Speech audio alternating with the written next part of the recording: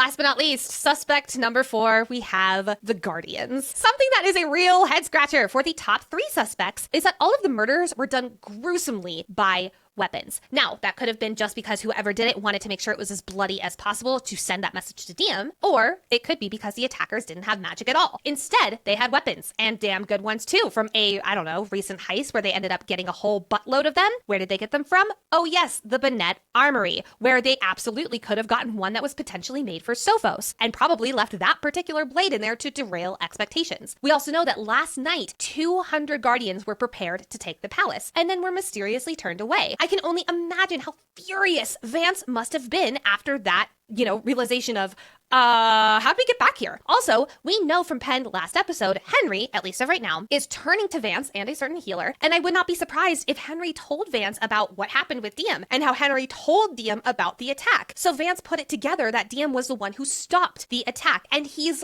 livid about this. This would be the type of punishment for someone who hurt the mission in a very Vance style.